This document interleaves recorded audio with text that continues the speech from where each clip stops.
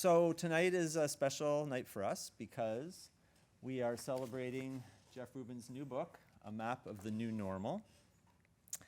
And Jeff always has plenty to say, and plenty to say on pressing issues of, one could say, global import. So I'm sure tonight will be no different. Jeff and I have had many a spirited discussion. He said, "You remember the last time we talked when we were out in the lobby?" And I said, "Oh yeah, I could not forget." So I'm sure that there will be many things that Jeff will tell us that we will mull over and maybe want to challenge. So there will be audience involvement at a certain point. But before then, Jeff will have some things to say. Jeff will then sit and speak with our moderator, Nick Garrison, and then you'll have a chance to chime in. So before we begin all that, let me just read you a little bit. I feel like saying Jeff probably needs no introduction, but nonetheless I have one, and it will be read. So, Jeff Rubin is a Canadian economist and best-selling author, a world-leading expert on trade and energy, former chief economist and chief strategist at CIBC World Markets, and, not to be dismissed, an Innis College alum. He served as a senior fellow at the Center for International Governance, founded by Jim Basile. And Jeff's first book, Why Your World is About to Get a Whole Lot Smaller, was a #1 bestseller, won the National Business Book Award, and was longlisted for the Financial Times and Goldman Sachs Business Book of the Year Award. Since then, he has written multiple bestsellers, including The End of Growth, The Carbon Bubble, and The Expendables. Our moderator, Nick Garrison, is associate publisher at Penguin Canada, where he focuses on popular science, sports, and memoir. His list includes biologist Dr. Suzanne Simard's Finding the Mother Tree, archaeologist and professional explorer Adam Schultz's Where the Falcon Flies, journalist and activist George Monbiot's Regenesis, and a guy named Jeff Rubin.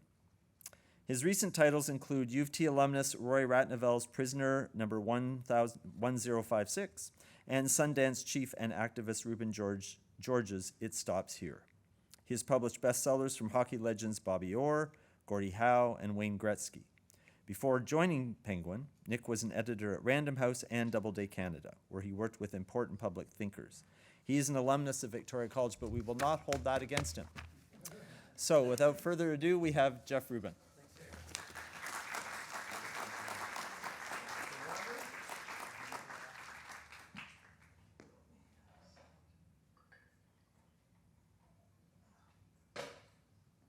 Well, first off, I'd like to say how fortunate I am to be an alumni of Innis College, because this is my 5th book, and this is the 5th event that Innis College has done surrounding one of my books. So thank you so much, Charlie, and as well your predecessor, Janice.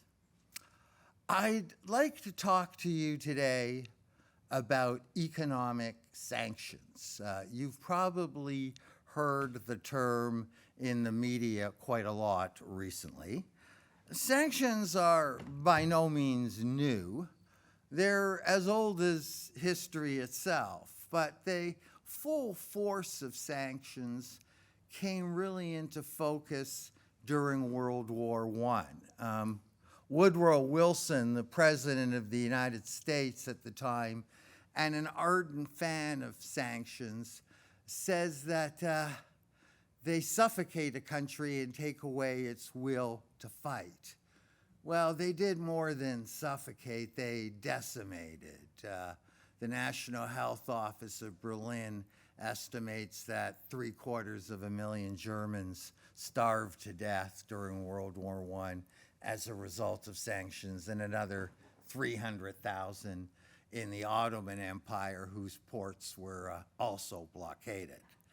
The horrors of which led to a peace movement after World War II that lobbied hard for the banning of sanctions, much in the same way that organizations today might lobby for disarmament of nuclear weapons. And indeed, after World War II, the use of sanctions fell markedly. By 1960, only about 4% of the countries in the world were subject to sanctions. But in the last decade, they've made an absolutely spectacular recovery. And of course, driving that recovery is the United States, which by far has imposed more sanctions than any other country in the world. During the Obama administration, the US imposed about 550 sanctions a year. That got ratcheted up to about 975 sanctions a year under Trump. And under Biden, it's almost 1,200. So the trend's pretty clear, regardless of who's in the White House, whether we're talking a Democratic or Republican administration, sanctions have become part of the new normal. We would do well to understand its consequences. At the same time, the explosive growth in sanctions has risen a new world order. We're seeing for the first time countries challenge what they view as a unipolar world where the United States has the power to dictate security terms to the rest of the world. And we're finding that more and more of some of the largest economies in the world are lining up to ally with America's principal adversaries, Russia and China. And together, these economies are challenging the hegemony of the United States and its Western allies in a fashion that we have not seen for over a century. As BRIC membership grows, and it's already doubled and now includes once arch enemies Iran and Iraq, both the reach and effectiveness of sanctions diminish.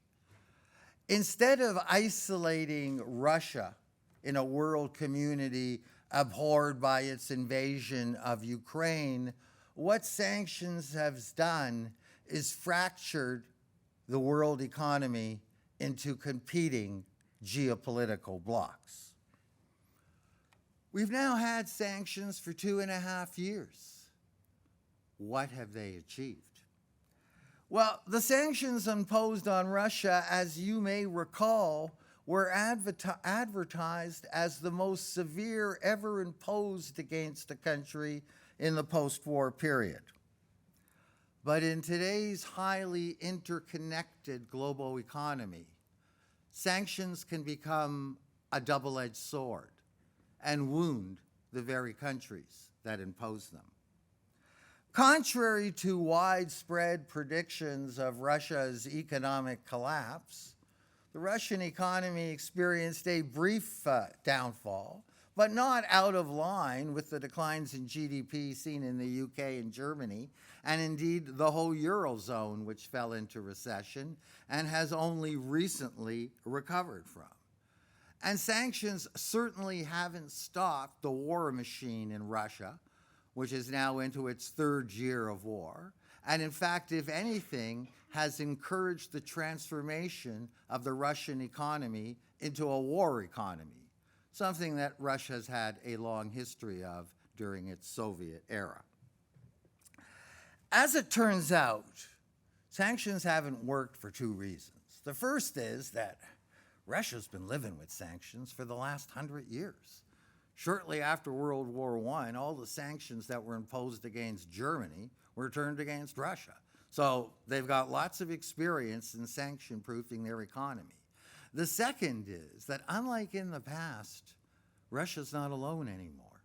It has powerful BRICS partners like China and India have opened their markets, their vast markets, to sanctioned Russian goods. So in the past, the loss of European energy markets, for example, would have brought the Russian economy and presumably the Russian war machine to its knees. But today, despite of those sanctions, last year, due to access to India and China, Russia's energy export earnings hit an all-time record high.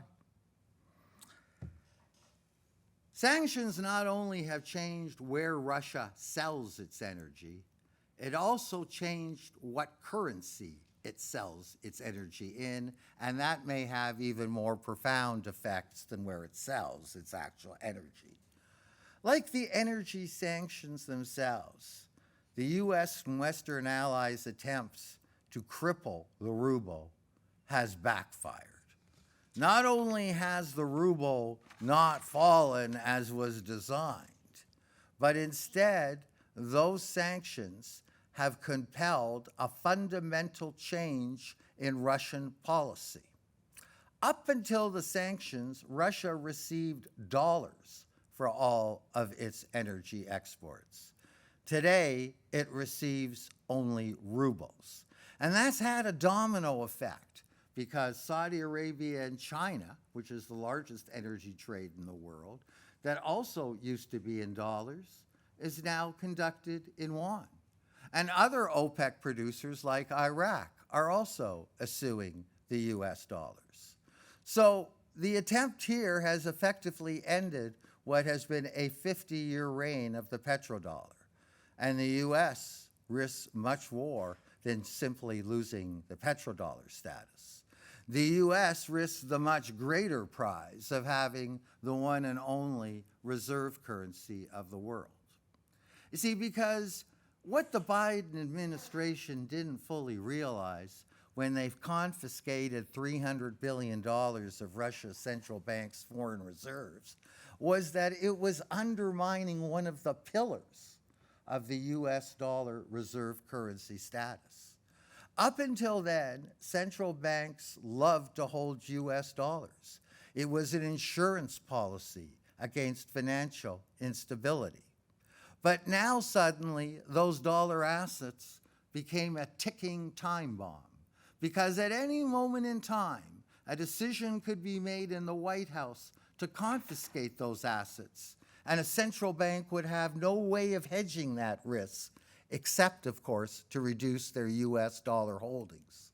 And that's precisely what the People's Bank of China and the central banks of BRIC countries have been doing. And if they continue to do this, it's only a matter of time where the US dollar will have to share its crown with contenders. Russia, of course, is not the only country that is being sanctioned, so as its BRICS partners. And tomorrow we're about to hear President Biden announce yet another round of tariffs against Chinese goods in an ever-escalating trade war. This conflict has more at stake for the United States. Well, Russia was the US's 30th largest trading partner. China is its largest trading partner. But sanctions against China have been no more effective. The principal goal of sanctions against China is to prevent China from acquiring leading-edge chip technology. But what the Biden administration doesn't quite understand is that in trying to do so, it's trying to reverse economic gravity. It's economic gravity of the world's leading chip market that will inexorably attract leading chip technology. And lo and behold, Huawei just unveiled its Mate 60 iPhone with 5G technology that China wasn't supposed to have. What sanctions have done and what they're intended to do are two very different things. They were intended to shatter or cripple America's adversaries. But what they have actually done is shredded the very global trading order that we've all been told by our governments has been the basis of our collective prosperity for about the last 40 years. Instead of globalization, which compels us to become specialists in whatever our comparative advantage lies, sanctions do the opposite. They make the economy a jack of all trades to try to satisfy the domestic market with domestic production. Well, we'll see where that model takes us. It certainly has a silver lining. We're going to see the return of long-lost manufacturing jobs that we thought were gone forever. and perhaps a recovery of a hollowed out middle class. But we're also going to see something else, and that is the return of inflation. Because whatever we make today that used to be made overseas is going to cost us a lot more. From an economist's perspective, the new world order of friendshoring, where we only trade with our partners and not with our enemies, is a lot less efficient than the old world order that we've become accustomed to. But it's not efficiency that counts anymore. It's security of supply. And that, of course, has become the new imperative. Well, one thing is clear, that while the precise contours of this new world order are not yet fully revealed, the old world that we're accustomed to, we're never going to go back to. It simply no longer exists. Thank you very much, and I'll turn it over to Nick now.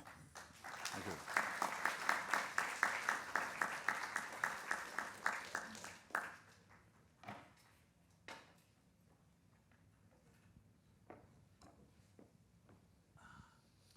Thanks, Jeff. Is this mic's on? So, Jeff, you jumped right into the meat and potatoes of the book, and I was struck by how far these ideas have developed from when we first talked about it. So, I should say to the audience that a conversation with Jeff is always it's never dull. And Jeff's certainly one of my favorite people to have a beer with. And in fact, he was I think the first person I had a beer with after the pubs opened after COVID. And so we sat at the bar and talked about as you'll see, Jeff's mind will move in many different directions. But we started talking about monetary and fiscal policy, and there's a memorable line in the book that Jeff uttered on that day, which was, we're talking about stimulus spending. That light you see at the end of the tunnel is an onrushing train, and that's when we both looked at each other and said, that's the next book. So before we get into sanctions and geopolitics, maybe you could talk a bit about how this all started. Well, originally, as Nick alluded to, the book was going to be quite different. That's why it took 2 years to write the book, because there were some twists and turns. And what originally it was going to be was about coming out of the economic lockdowns. And the one very curious thing, the red light flashing here, is what happened to government deficits and what happened to interest rates during the lockdowns. As you may recall, government deficits exploded. Like Canada's deficit went from 30 billion to 330 billion. The US deficit went to 3 trillion. Deficits relative to the size of the economy that we haven't seen since World War II. Now, normally, when deficits explode like this and borrowing goes up, interest rates go up. So that would be the normal check on government spending. Because if they spent out of control and they had massive deficits, then they would pay the price of that by having to offer very high interest rates to place the bonds. And I know this personally, because I spent 20 years as the chief economist of CIBC World Markets. And after every budget, I would go around the world from Kuwait Investment Fund to the Landesbanks to the Vatican, convincing them what a great deal buying Canadian bonds was. So I know this relationship well. But that's not what occurred. Interest rates didn't go up. They plunged. They plunged to all-time lows. By some accounts, the lowest in 5,000 years of recorded history. So who was buying the bonds? Normally, it would be insurance companies, pension plans, and retail investors. But none of these people would be interested in buying the bonds at record high prices and record low yields with a $330 billion deficit. It was the Bank of Canada. They were buying $3 billion of bonds every week. And they were buying them. You got to remember that the price and the yield of a bond are inversely related. So they were buying these bonds at record premium prices so that Chrystia Freeland could finance her $300 billion deficit with a 5% 10-year bond. And no one was complaining. Because guess what? Your mortgage rate is priced off the Government of Canada yield curve. So when a 5-year bond is 0.5% instead of 5%, guess what? A 5-year fixed-term mortgage is under 2%. Who's complaining? Nor was anybody complaining about the size of the deficits because it was about generous payouts during the pandemic. So that's an unsustainable situation. It's only sustainable as long as there's no inflation. But what that kind of increase in spending and in the money supply did was it created a powder keg. And the most severe sanctions against the world's #1 energy and grain exporter blew that powder keg sky high. So Nick and I came to the conclusion that there was a lot bigger story out there than just coming out of the pandemic. And while the first 2 or 3 chapters are remnants of that original project, the rest of the book soon took a very different turn. So you mentioned the idea of a powder keg, and so as a way of trying to understand that powder keg, I'd like to return to the Jeff Rubin origin story. Going back like 15 years, I approached Jeff to write a chapter on a book, an anthology about energy policy. And so I met with Jeff for the first time, and we sat down and we had a conversation, not unlike this one. And I walked out of the restaurant with my hair blown back by the sheer scale of his knowledge and his willingness to communicate it. I went back to my boss and said, like, this is not a chapter, this is a whole book. And that was the book that we heard described as the international bestseller. And I think it might have been the best-selling nonfiction title in Random House for that year. So that book was about energy. So as we're talking about this powder keg, I'm curious how much of what you hypothesized and laid out in that book set the stage for what is happening in this book. Well, I think there are certainly linkages. As far as lighting the powder keg, when you are the world's largest energy exporter, and I'm combining here oil and gas, and when you are the world's largest grain exporter, there are consequences when other markets shut your products out. And those consequences are felt in the prices of substitute supply. So all of a sudden, world oil prices, Brent, shot up into triple-digit levels, revisiting the levels that we talked about in our first book, Why Your World's About to Get a Whole Lot Smaller, which was really about the depletion of conventional supply. And perhaps more alarming, world food prices shot up to record highs. It reminds me of Kissinger's famous quip, when you control oil, you control nations. When you control food, you control people. I mean, Russia has probably just as much, if arguably not more, leverage as a supplier of grain to the developing world than it does to oil.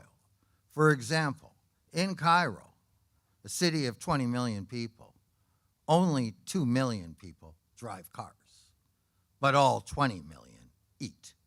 And what they primarily eat is grain from Russia and Ukraine. So we saw this explosion in food prices. I mean, to give you an example, in 2012, grocery bills went up about 12% for the average North American family. That was 5 times the average of the last 20 years. And while, you know, the central banks can say we don't look at food and energy prices, we just look at core inflation. For most people in the world, food and energy prices is about as good or relevant a measure of inflation as it is, because that's what their lives, that's what they spend the majority of their incomes on, whether the central bank wants to include it in its measurement or not. So that was what happened. And the problem is that when you have the explosions in food and energy prices, it's like a cancer that metastasizes from a local tumor and then goes throughout your whole body. Well, what happened was the initial price shock in food and energy prices metastasized into wages. And wages just don't go into determining the price of food and energy. They determine the price of everything. And now we've got a full-fledged wage price spiral that has made inflation so resilient in the past. And what's changed is that you can no longer react to striking workers by shutting your plant and moving production to China, because that's not allowed anymore in the world of friendshoring. Now, all of a sudden, domestic workers have bargaining power that they haven't had in decades, and you see that in the record level of strikes. And surprisingly, they have, to a large measure, the highest level of public support they've had in decades. So again, a good news story for our beleaguered middle class, but what it really does do is institutionalize inflation. This isn't a bleep. Inflation is now the new normal. So, according to this book and also to your first book, then inflation is really baked in. There's no way that these realities can obtain without inflation following as a consequence. So it doesn't surprise you. So I'm wondering, you know, after you began writing the book and a lot of what you describe hadn't happened yet, I'm curious, what did surprise you? Well, I'm yet unsure of how central banks will react. They've warned us that interest rates will never go back to the pandemic levels, and they won't unless the central banks start running the printing presses, but now they can't do that because they don't have the cover of low inflation. What I don't know is whether central banks will continue to adhere to their old inflation targets, which is 2% in Canada and the United States. Because the world that we have now is very different than the world that we had back then. And I question whether those 2% inflation targets are sustainable anymore. And if they're not sustainable, why would we want to sacrifice thousands of jobs in policy-mandated slowdowns or recessions in order to bring inflation down when that's no longer achievable? That's a question that the central banks have not addressed, let alone answered. My question is, has not the world of sanctions fundamentally changed the inflation outlook so that those old inflation targets are no longer relevant or valid for the economy that we live in today? And I guess we're going to find the answer to that. Just to tell you how the market is responding to that. At the beginning of the year, if you looked at the bond market, and that's what determines mortgage rates, the bond market was pricing in no less than 6 Bank of Canada and Federal Reserve Board rate cuts. Now they are pricing in 3.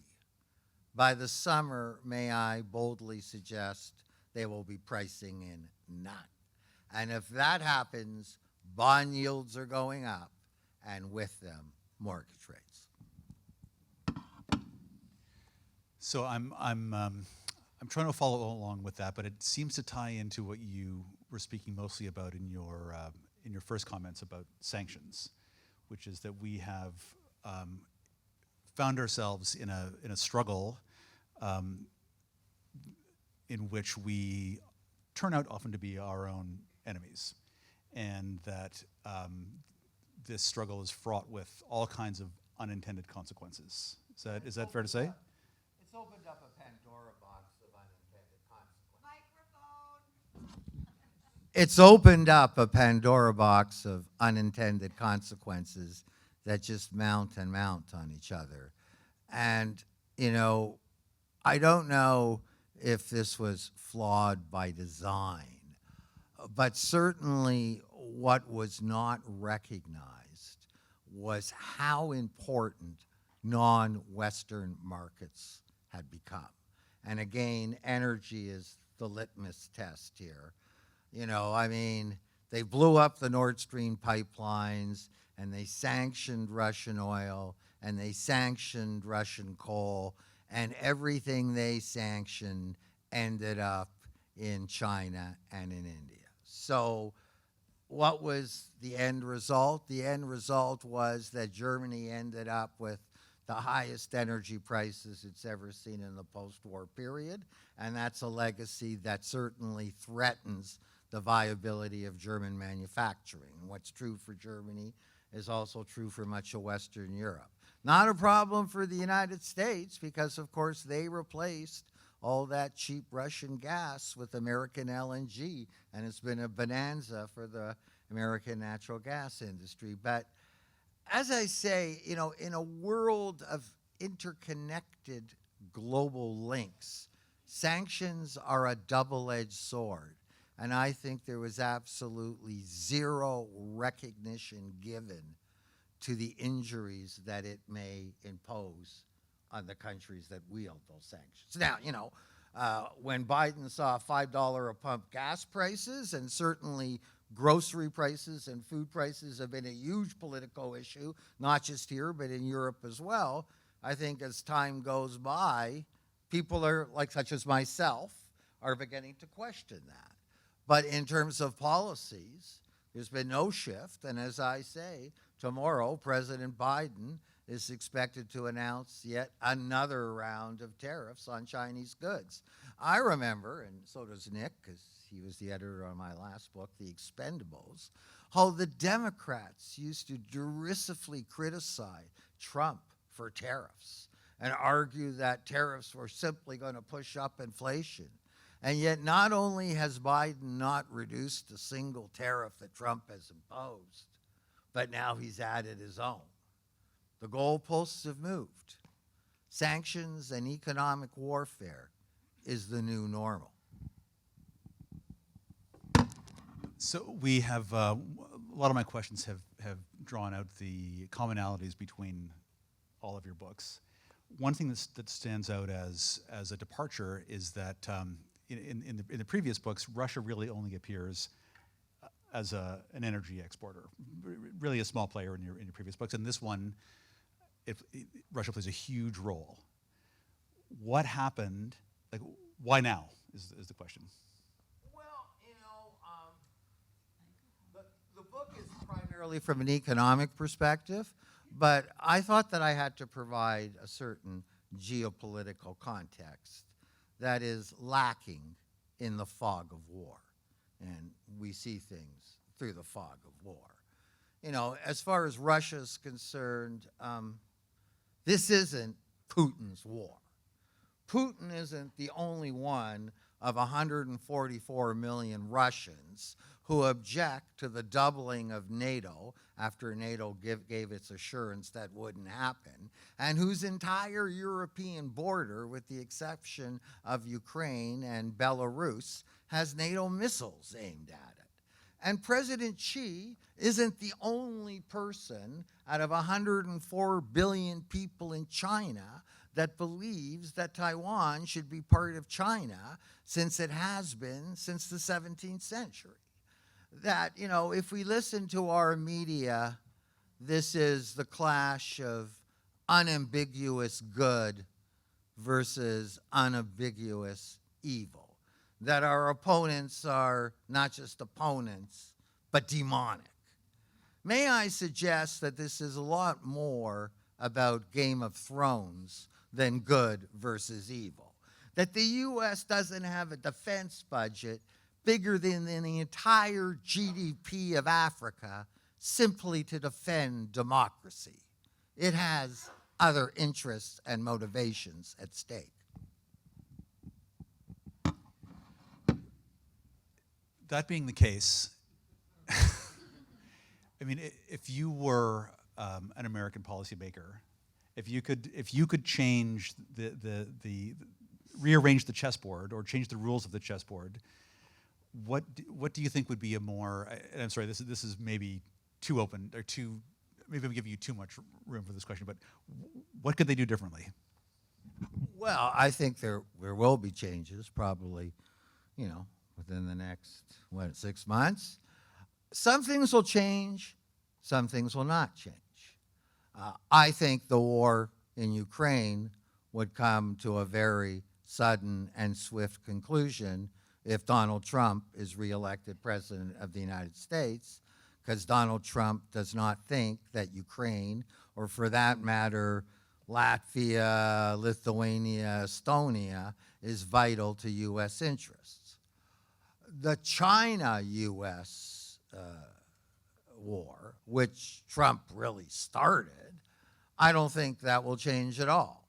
And what we're really looking at is, you know, enormous movements of geopolitical tectonic plates, okay? And this is, you know, China and other BRICS powers, India, all of a sudden asserting themselves and questioning, you know, the hegemony of the U.S. and its Western allies. And that's not going to go away. Bear in mind that over the last 20 years, the top 4 leading economies in growth were China, Russia, India, and South Africa. The 5th leading economy, Saudi Arabia, is now part of BRICS. The U.S. was a distant 12th. With economic power comes military power. So, you know, I think that we're heading to a period of maybe not outright military warfare, but protracted economic warfare. And the biggest victim of that is something that we took for granted, globalization, because sanctions are shredding the model of globalization to bits.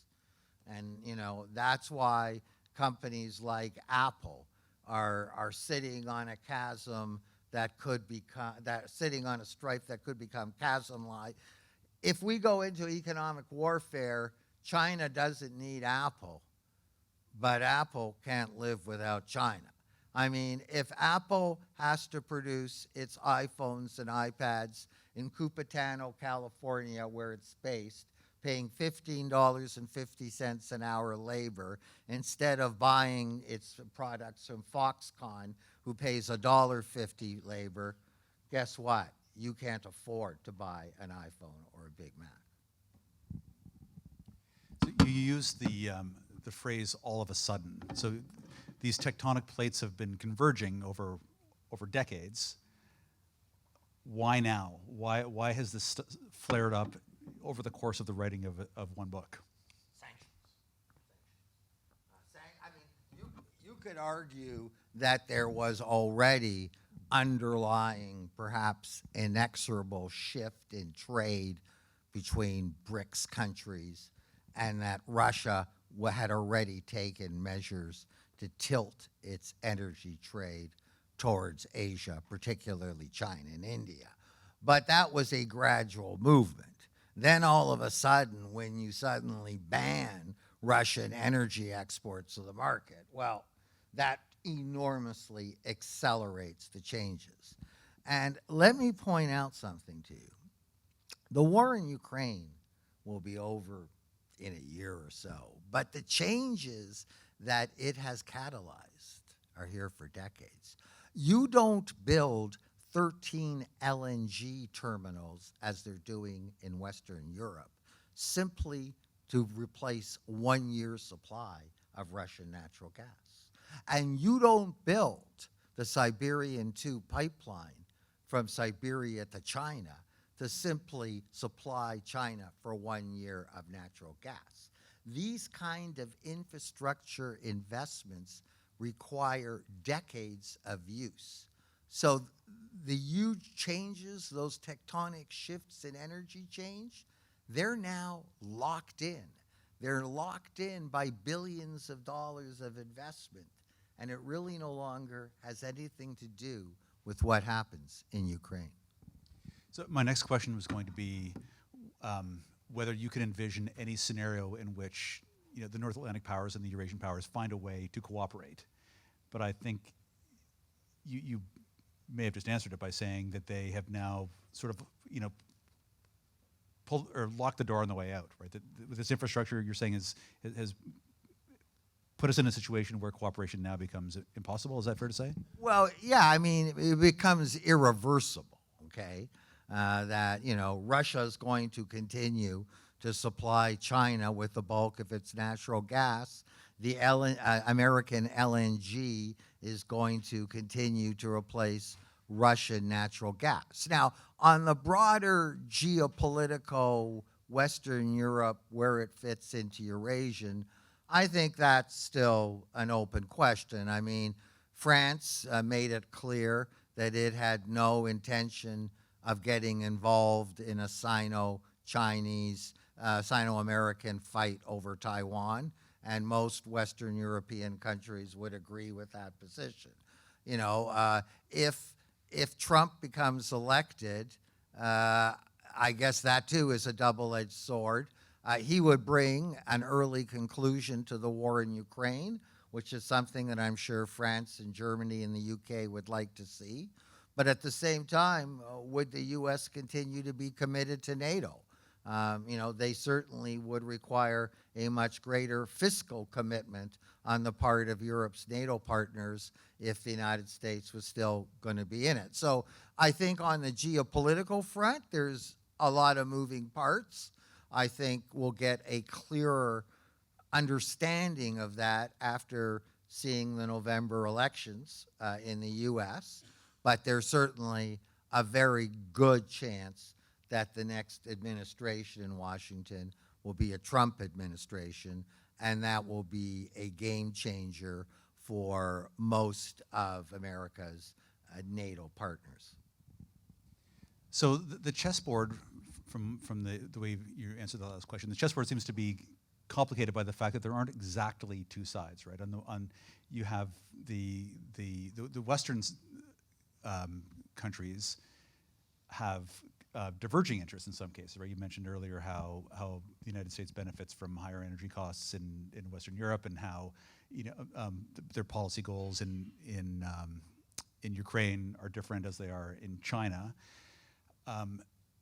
On the other side of the chessboard are the BRICS. Do you think that they have a more coherent set of interests? They too have their differences. I mean, China and India have this ongoing border dispute in the Himalayas that they fought a war over in 1960s. But I think, and China and India are in their own right competitors, just as the U.S. is with Germany and the U.K. But I think it's telling, perhaps the most telling, is Saudi Arabia and Iran joining BRICS. Because Saudi Arabia and Iran, as you know, have a long history of animosity and were arch enemies, and to some extent continue to be. But they see an overriding communality of interest. I guess in the same way that that France and Germany that have differences with the United States at the end of the day see an overriding communality of interest.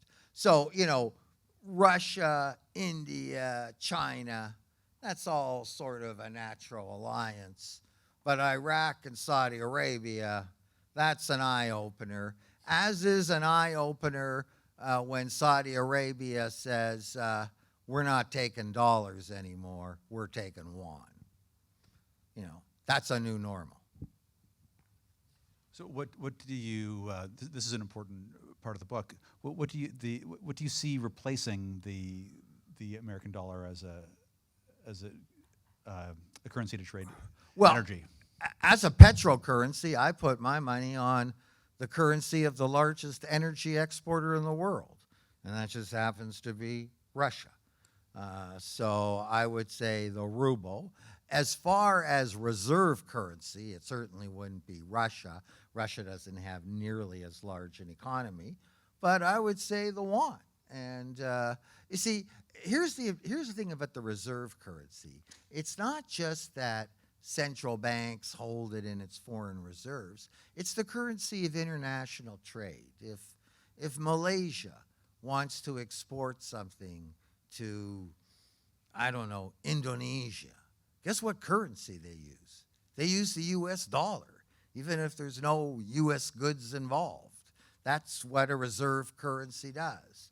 I see more and more of that becoming yuan-based. And after all, China is the second largest economy in the world. On a purchasing power parity basis, it might even be the largest. But even in a U.S. dollar base, within the next 10 years, it will be the largest. It's the largest trading partner to about 70% of the countries in the world. Why wouldn't the yuan replace the dollar as a currency of international commerce? Makes sense to me. So I have two more questions before we turn it over to Q&A. So the first of the two is, if I were to distill some of the themes from your previous books, I think what most readily comes to mind is that the last 50 years of economic history are a terrible guide to the next 50 years. Is that fair to say? Yes. I think that the era of globalization that we thought was not only beneficial, but inevitable and irreversible has come to an end. That has its pluses, that has its minuses. For generations of American consumers who have gotten used to reaping the benefits of cheap Chinese labor to make everything they consume, it's going to be a change. It's going to be a significant change, but there's two sides to every coin, so maybe, there'll be more steel workers and auto workers in North America. It'll be back more like in the 60s and 70s. But globalization, that model doesn't work in a world of economic warfare. And as I'm saying, while the particular fault lines, be it Ukraine, be it the Straits of Taiwan, be it Gaza, while they shift, the underlying rivalry is only going to intensify and create other fault lines in the future. So that was my takeaway from your 5 books. What would you say is the essence of Rubinism? Well, the essence is, put it this way. Not everybody here probably likes what I have to say. But the essence of Rubinism is to see through the fog of war. And, propaganda is by no means unique to authoritarian countries. The Gulf of Tonkin, all of a sudden, was the pretext for the Vietnam War. Saddam Hussein's weapons of mass destruction were the pretext for the invasion of Iraq. The fight for democracy is the pretext for Ukraine. even though Ukraine has banned all political parties and canceled elections indefinitely. So I guess my takeaway is the courage to see through the fog of war, and there is much fog that surrounds us. So my last question then is, whenever we talk, new things are always bubbling up to the surface. What is on your radar now? What's going to be in your next book? I didn't know there was a next book offer coming. I'd like to be paid for the present one.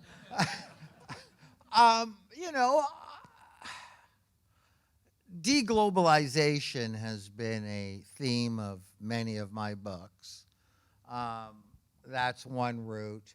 Another theme is how sanctions have got in the way, have reversed our very modest efforts of tackling climate change, because it's led to energy choices that are maybe make sense for economic security and geopolitical rivalry, but make no sense for moderating carbon emissions. I mean, there's a chapter in the book called Efforts to Mitigate Climate Change Will Just Have to Wait. The question is, how much longer can we afford to wait? So, pay me for the last book and we'll talk about the new one. It's on the way.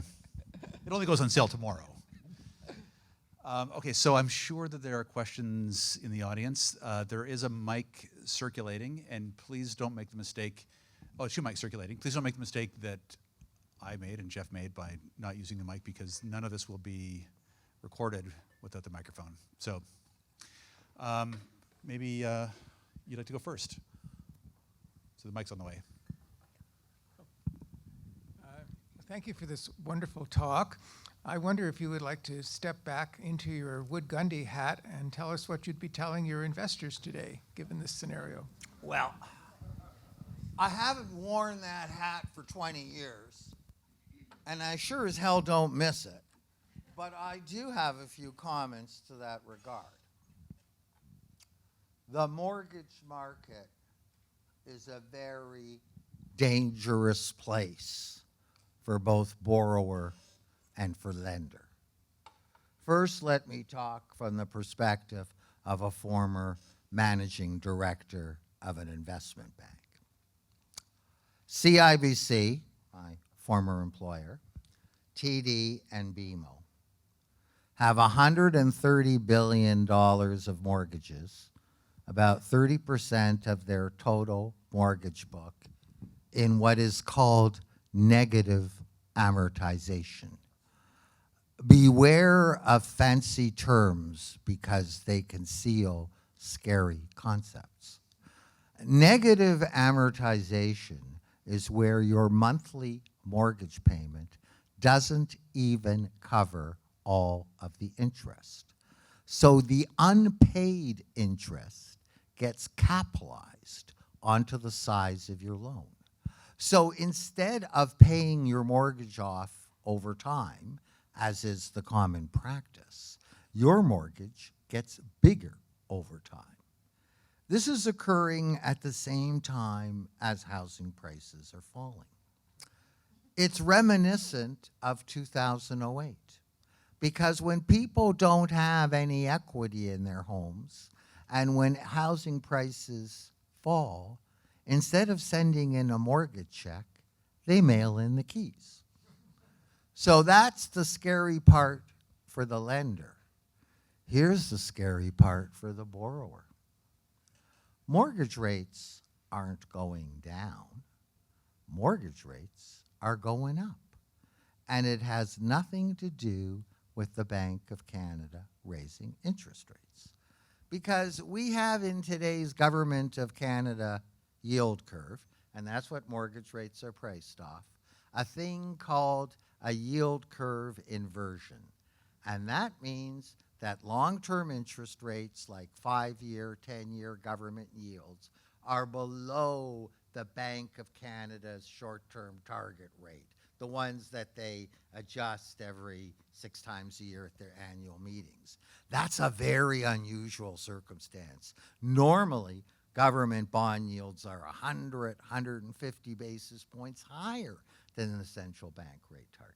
The reason for that inversion is normally we're on the verge of a recession, because then central bank will cut rates. But there's no recession on the clouds. So why is the market expecting that? Well, as I mentioned earlier, those expectations are fading. If the market no longer believes that the central bank is going to cut interest rates because inflation is far too resilient, then guess what will happen? The 5-year bond yield won't be 150 basis points below the overnight target rate. It'll be 100 basis points above. And then what happens to the 5-year fixed-term mortgage rate that's right now around 6%? It'll probably be around 8%. So that's probably the single most important takeaway that you can have for tonight's talk. Because if you're financing a home, I'm telling you that mortgage rates are going up, and this has been a very elaborate discussion to explain why.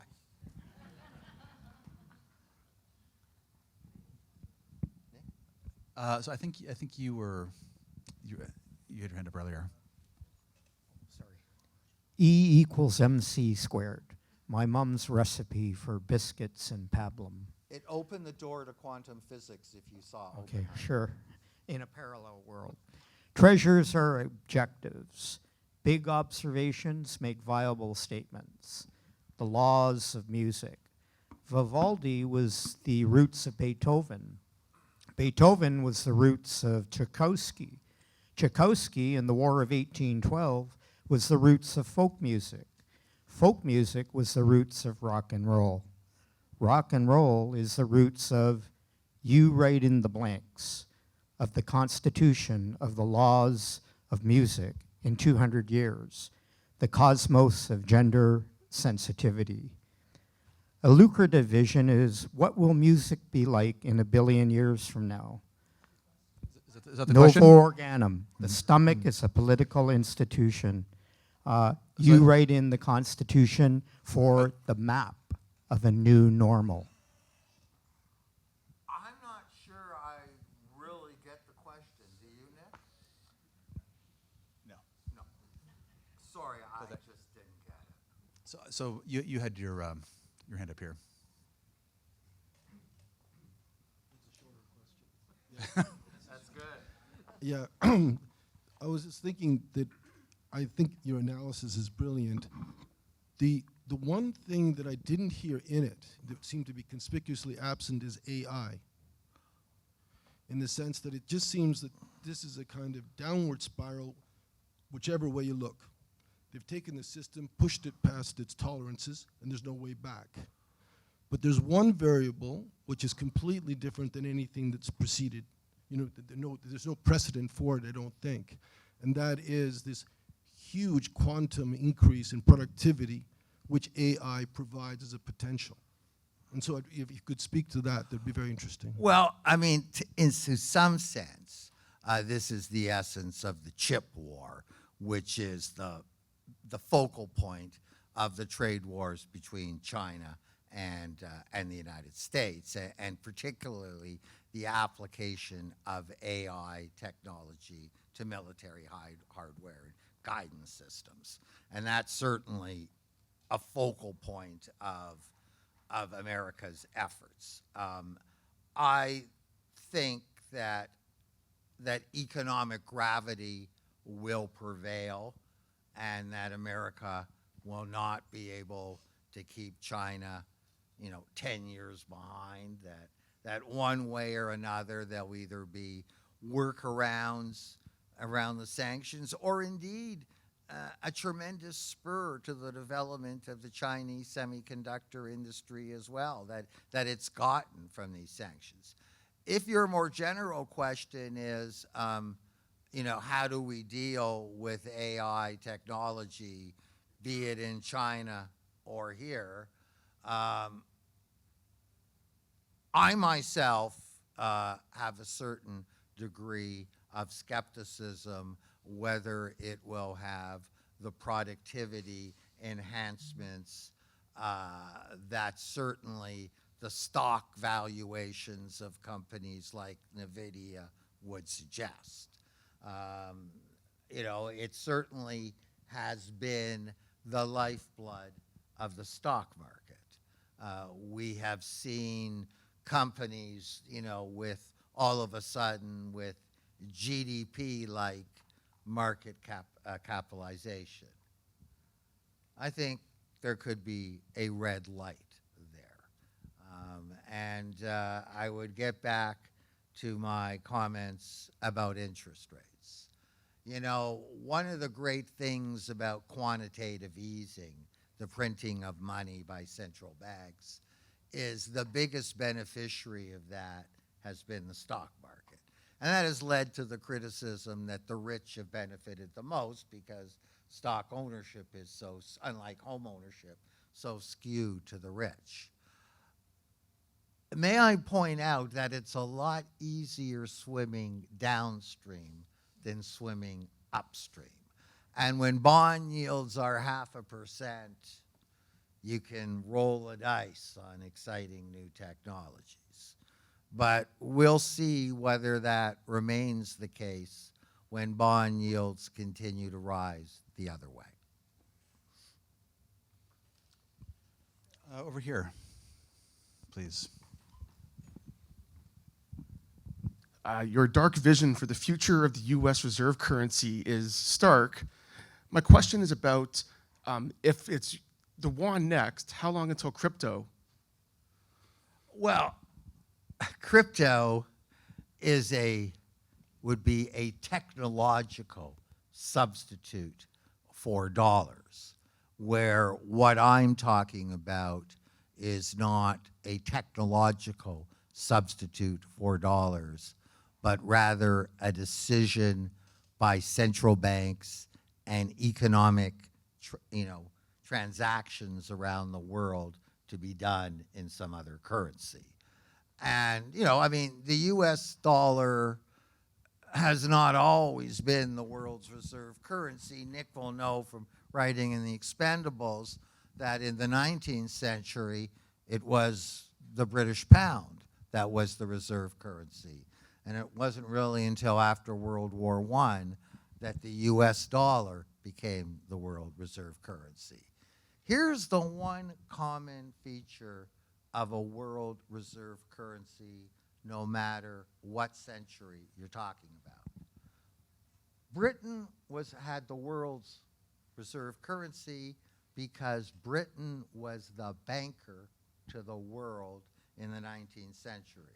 Most of the infrastructure built in Canada and Australia was financed, British financed, okay? The United States took over, and they became the largest exporter of capital. Guess who is the largest exporter of capital today by a country mile? Not Great Britain, not the United States. It's China. So, you know, what I'm predicting for the yuan isn't out of character with how the US dollar and the British yuan, the British pound became reserve currencies in the past. Sorry, in answer, your question is quite different. Your question is quite different because that's not a decision by, but what will be interesting to see is what a central bank, if any, starts holding crypto in their reserves. And that would be the next sort of hurdle for crypto to go mainstream or reserve currency, as I think you're intimating. In the back. Thank you. You talked about how whoever controls the food controls the people. I'm a Kissinger little said that. I'm a little worried about what happens to the people because I'm one of the people, and there's a whole bunch of people, and we're not in the top 1%. So what's the prognosis for the people? Well, the people need to be fed one way or the other, and governments will do whatever they can to feed the people. Where this is probably the most acute issue right now is in the Middle East, because food prices are massively subsidized. And they're massively subsidized because, let's not forget, the Arab Spring started off as food riots. And the Middle East is singularly dependent on Russian and Ukrainian grain. For Canada, let us not forget that we are a major food exporter, okay? Like, we're in the top 3 when it comes to grain. And we're going to become more and more important, and for that matter, so is Russia, because global climate change is going to allow northern latitude countries like Russia, like Ukraine, like Canada. It's extending growing seasons. They're already growing corn and soybean commercially in the prairies. That wasn't done before because the growing seasons were too short. Food growing nations are going to have lots of hungry friends. And while that certainly is going to give Russia enormous leverage, Canada will not be an insignificant player in that regard. If you mean, what about just feeding my table and not worrying about grain exports for the prairie provinces, which I suggest is probably the focal point of your concern,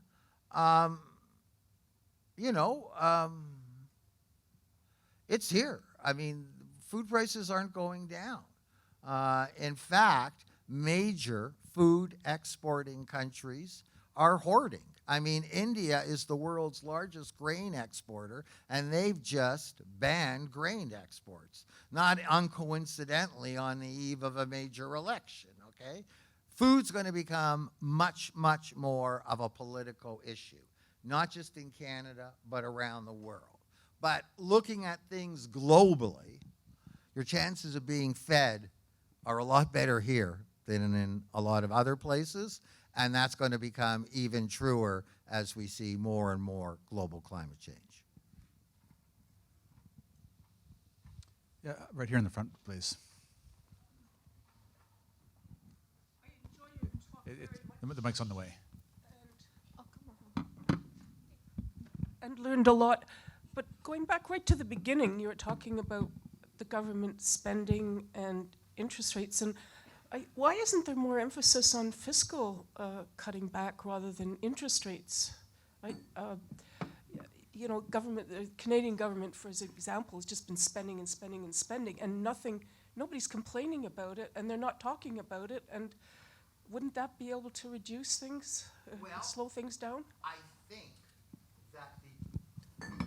I think that the traditional checks and balances that governed government spending in the days when I was the chief economist at CIBC World Markets have come back. And that is that, it's costing more and more to finance those deficits. And the more it costs, the more of your tax dollar goes to paying to bondholders as opposed to paying for program spending. And politicians get the feedback on that. So, there's no way that we can run these massive deficits anymore because there's no longer quantitative easing. The Bank of Canada and the Federal Reserve Board are in fact selling some of the bonds that they had bought. They're not buying new ones. So I think that's going to create a new discipline. And that's what was lacking. That's what was the red light at the end of the tunnel that Nick and I were originally talking about when we first conceived of this book, was, that was no longer working, that it seemed like there was no limit to how much you could spend because you could just get your central bank to buy all the bonds at a ridiculously low interest rate. But, that wasn't sustainable. And it was all predicated on no inflation. And now that if inflation is now back for good, then so is the fiscal discipline that the bond market used to exert on government spending. And I'm not just referring to Canada, but I'm referring to the US and to the EU as well. what can't go on won't go on. Right. So I think we're going to have time for 2 more questions. So let's see. I see this gentleman here on the right by the aisle. Yes, please. Thank you. Thank you for your talk. So if he who must not be named does become the president at the end of this year in the United States, what kind of an effect would his threat to increase tariffs around the world, including on Canada, have on the Canadian economy and in terms of inflation? And certainly it's going to also have an effect on inflation in the United States. And if that's the case, how long do you think that US citizens would put up with markedly increased inflation in that country because of the tariffs that have been threatened to be placed? Well, we don't have to wait until he who cannot be named comes to power and levies his tariffs, because the current president, he who can be named, President Biden, is about to announce tomorrow a 20% hike in tariffs on a wide range of Chinese goods. And I hearken back to my earlier comment. When he who cannot be named first came to power and imposed all these tariffs, he was condemned by every economist and every Democratic person in Congress who argued that tariffs were totally counterproductive. And isn't it amazing how the Biden administration has not reduced one single tariff, but has gone on to add more, and we'll see even more. So tariffs are definitely part of the new normal. And it's, you know, it's a double-edged sword. You're right. Anything that we are going to make ourselves is going to cost a lot more money than having it made in China. That said, you know, it won't be Chinese workers making $1.50 an hour at Foxconn. It'll be workers in California or Ohio or Ontario making $15 an hour. And we're going to see, you know, hopefully a comeback of the middle class. And that's the trade-off that's going to be made, but it's being made, you know, I'd say Donald Trump started it and should be recognized of having started that, but that's now gone, you know, bipartisan. So last question. I think someone on. Well, actually, I was going to say someone on this side, but you're the closest to the side. So the woman right in the middle. We have achieved symmetry by finding someone right in the middle. This is a great last question, at least in my opinion. I agree. Would you like to dance lightly over the position of the current leader of Her Majesty's loyal opposition federally, which I believe entails interference in the Bank of Canada's governance, axing the tax and building the houses, etc.? Well, if you're asking me about the performance of the current governor of the Bank of Canada, I am not a fan. Now, in fairness, what he did and his administration in the Bank of Canada is no different than what Jerome Powell did at the Federal Reserve Board and what the European Union Central Bank did as well. But as the famous, now dead, American economist Milton Friedman once quipped, inflation is at all times and everywhere a monetary phenomenon. So when all of a sudden the money supply grows by 40%, as it did in Canada, so that the Bank of Canada could pay for all the bonds that it bought, it should come as no surprise that we saw inflation at levels 4 decades high. And that story is not over yet, because on the bank's balance sheet, it has billions of dollars of bonds that it bought at record high prices. Right now, if it had to sell those bonds, it would lose $36 billion. How are they ever going to pay for that? Well, the same way they got into it. They'll simply print more money. Hence, inflation. It's part of the new normal.